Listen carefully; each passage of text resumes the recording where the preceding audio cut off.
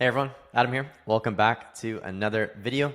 In this one, we're going to be talking about the old way versus the new way of scaling your Shopify brand. So without further ado, let's get straight into it. So basically, in terms of the old way, I've been in the space since January of 2017. And this is pretty much, I would say, like before 2020 or even on during 2020. I think basically what happened was 2020, there's a huge boom, Shopify brands, e-commerce in general. And then basically what happened is in 2021, it was arguably one of the toughest years in e-commerce since I've been involved in it. And then basically from there, it's gotten better, but you've had to really kind of adapt over time. But basically what happened was, in terms of the old way, it was very, very heavily reliant on Facebook ads. Main thing for this is there was just so much less competition, especially, before 2020 or even on 2020. It was insane. Like you would see, cost per acquisitions like less than $10 a lot of the time. You'd see $5 cost per acquisitions. It wouldn't be like a very rare thing. And then you'd see return ad spends numbers a lot of times north of 5, 6, 7x, quite a bit. And, it was just so much easier to get those really, really good numbers. And then nothing else was really, for a lot of cases, nothing was really that dialed for a lot of the brands that I've seen in the space. Now, of course, that's not that's not every single brand, but that was definitely a majority.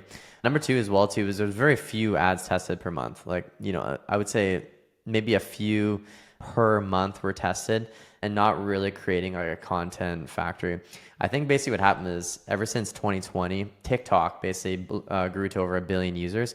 And really what TikTok was, it really just changed the game in terms of content. Like it was really the first platform that really, it was all about the content. Like followers at that point were just a complete vanity metric. It didn't matter how many followers you have. Like if you created good content right from the get-go, you could just go viral, get millions of views right away. So it really became all about the content. And then the way Facebook works, if they can't buy you out, they will literally just steal your main proprietary thing. Same thing with Snapchat. They couldn't really buy out Snapchat, so they basically just copied Snapchat stories and they created Instagram stories.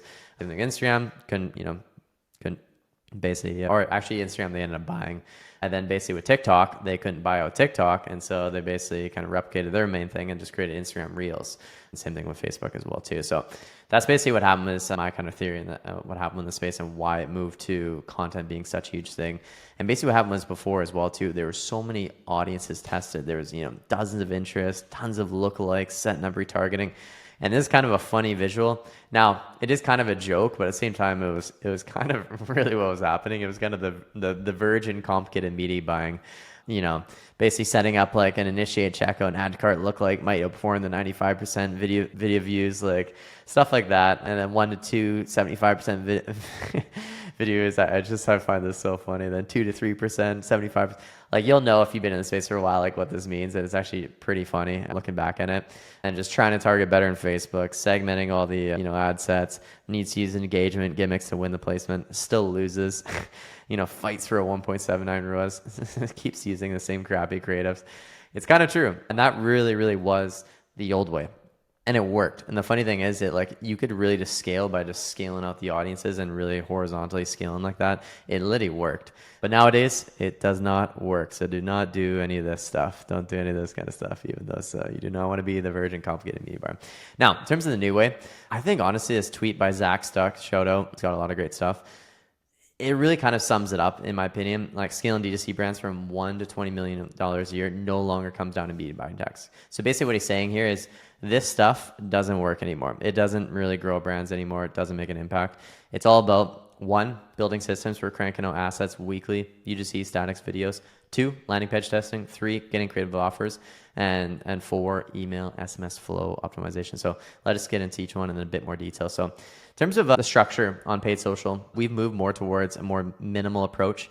If it is one product and one audience, we're really just going to have like basically a one broad CBO campaign for the most part. We'll probably split test offers on a separate ABO campaign and whatnot, but for the most part it's gonna be pretty minimal. Now, if it's multiple products and collections, what we'll do for the most part is we'll do like a broad CBO campaign per collection. Now, the reason for this is because 1, a lot of times it's going to be different audiences. 2, it's going to be a lot different, average order values. So basically, if you have everything in one campaign, the problem that ends up happening is that basically your campaign objective is getting as many conversions at the lowest cost. So a lot of times they're just going to favor, the ads of the products that are just driving the lowest CPA, even rather than generating the most, contribution margin, or fancy word for profit with the ads, if you will. So we find that this works better if there's multiple products or collections, or even audiences as well too. So, and it's kind of a visual demonstration of the new way. Once again, it's kind of a funny little take on it, but a lot of it's kind of true. The Chad broad targeting, US, Canada, AU, UK, 30 plus, nothing else, let her rip. No naming scheme, just only focuses on the creative, doesn't does no targeting himself, lets Facebook do it for him, only tracks the one thing that matters, conversions, doesn't even know what a look-like audiences, forgets about active campaigns for months, still profitable, and a 4.32 ROAS. So obviously it's not fully true, but you know what I mean? You have to be kind of dialed, but it's just kind of a funny little meme there in terms of, going about it. So I thought I'd share that with you. Number two as well too is split testing offers. This really does make a big impact on profitability. Sometimes we'll find that, it'll have sometimes almost a double up in terms of profitability, in terms of offers. I honestly think that, unless you're doing like massive revenue and, you're super luxury, then you may as well just be doing offers, to be honest, to get customers in the door, and whatever makes most sense to get your cost per acquisition as low as you can and get the best return. I just think it makes most sense. Like a lot of brands that are doing like 2 million a year think that, the world revolves around them when literally nobody even knows about you. So something to kind of consider. So different offers, split test, free gift with purchase, discount bundling, percentage off first order, buy two, get one free. Anything of these are just some ideas to get your, the juices flowing a little bit. Obviously it doesn't just revolve around these, but these are good offers to kind of do and get the ball rolling essentially. Next one up as well too, in my opinion, is really making sure the website CRO is dialed in. Photos and copy are 80% of it. I remember meeting this guy at an event in LA, and they basically do CRO for brands above 5 million a year, and they've done about 4,500 split tests on the website, and literally said that pretty much 80% of the wins always just comes down to photos and copy. Because the thing is like with e-commerce, the photos really do the selling. It's just so incredibly important. And the copy, the buyers will read the copy, okay? That description there is very, very, very important. And then also having great structure that clearly lays out the value plus handles objections. So this is a brand that we work with, Peapod Mats, and we basically just kind of upgraded their site and just kind of made sure everything's really, really dialed in, and actually bumped up the conversion rate. Now I think they're just sub 4% or so. So it's a really good example of a good product page in terms of having really good imagery that resonates with the target audience. So we have about, I'd say 8 to 10 photos there, some captions on there as well too. And then basically what we have is we have the product name, which basically just sizing, the reviews right there, the options, and then the add to cart button, full width on mobile with the green that matches the brand font or brand colors, and it just really pops. You just can't miss it as you're scrolling along. Boom, and it's pretty high, it's just below the fold, so you barely have to scroll down to get it. So that's very, very key. And then what's very, very, very key as well too is right below is always having some sort of icons. We find this always has a lift. We split tested multiple times, always has a lift in terms of bumping up the conversion rate. So you can either go with this strategy where we're basically, talking about social proof, how we have, 100,000 plus happy customers, which across retail, Amazon, everything, there pretty much is. Free shipping in North America, and then basically easy 30-day return. So basically once they see those and a quick little glimpse right below the add to cart, it just kind of relieves you a little bit, because one, it just signifies social proof. There's so many people that bought this. It's free shipping, so you're like, oh, is there going to be a huge shipping cost? It's always it can be a bit of a worry. And then you're like, oh, what happens if I don't like it? Well, it's just easy 30-day returns, So that's all right there for that. And then we have the overview that is auto showed. 3 sentences that, intros the product really, really nicely. All the benefits kind of tucked away. The specs, if they want to see those as well. And the shipping and returns, we have them right on the page in a drop-down menu. The reason why we have there is because we do not want them leaving the page to see, if you're buying something online, especially from a brand you've never even, heard of before, or even anything like that, basically they're going to want to know how long it takes. They're going to want to know, if this doesn't, isn't really what I expected or what I want, can I return it? How long is it? You know what I mean? Is that even doable? They're going to wonder that. Okay. So you want to have that right on the page. Then we have these social proof features here. Nice little press that just gives, social proof as well. Nice little 3 benefits icons here as well. How it works, kind of talking about the pod text technology, really showing like the quality and all that kind of stuff. And lastly is the reviews. Okay, so that's like a good little format, a good little example there as well too. Up next is content. Like I was saying there too, in terms of the old way, like I was saying, few ads tested per month, and you just go scale with audiences, which with the new way. Now, in terms of the new way, we basically, I say once we get past 10K a month, we have an offering where we can do minimum 24, anywhere from 24 to 60 UGC ads per month. And basically that really helps just scale things up massively, and really just gives you the creative infrastructure to really scale the ad spend a lot more. That's really, really key. And then also split, testing as well, 12 to 24 statics per month as well too. And obviously you can just keep erasing this as you grow up, but really you want to have like a system for getting new content. It's not like, oh, we'll get we'll shoot a video next week, and it's like, no, you're not shooting one video. You got to be shooting like 8. You know what I mean? You got to be shooting like 20. Like, it's not like you can't just, gone are the days where you just do, once in a while. Now, of course, quality, I'm saying this too, but then quality matters as well too. You can't just throw up crap. Everything has to be well researched.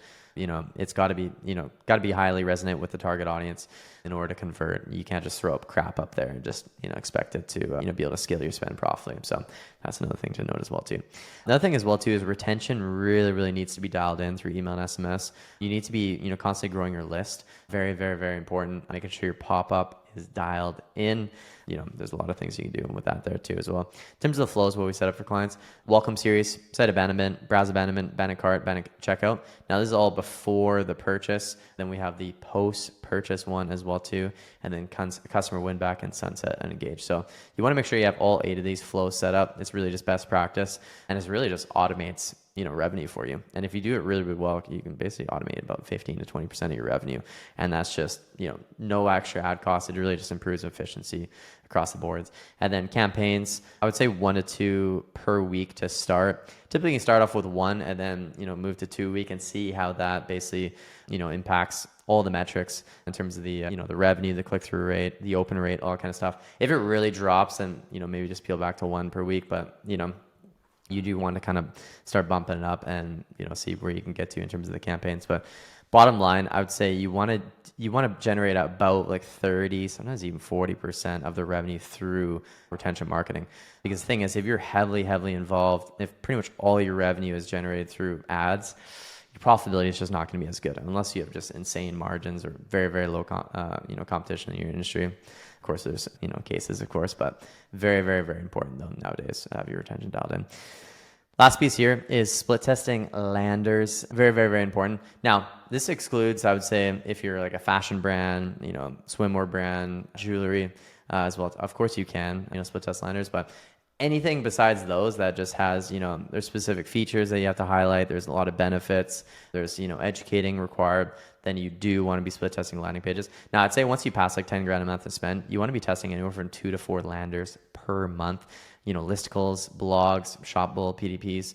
And you can see here the difference. This is an example of a split test here. You can see here the broad 1 landing page compared to the collection page. You can see here the return ad spend almost doubled just by doing that split test. And you can see here the cost per acquisition went almost in half to $22.94 compared to $42.75. So obviously that allows you to scale much further, acquire customers a lot better. And to show you an interesting example we built out for a client, this is basically just an example of one of the listicles that we built out. Basically what you want to do is just kind of visually show all the benefits in a really nice way. Have a really good headline. So in this case here, we're targeting Canada. 6 reasons why Canadian dog owners are switching to Bully Bunches for single ingredient dog chews. And we basically list out all the main benefits backed with research. And then we really want to make sure we just have the visuals. We got a GIF here as well for this one here. Wholesale pricing, little to no order. That's one of the biggest objections. All natural and hand sorted, 8,000 plus 5-star reviews. So, and then we have this here at the bottom. So that's an example there. These pages convert really, really, really well. So definitely give it a try. That's an example there to kind of replicate in terms of a listicle. You do want to be testing out the others as well.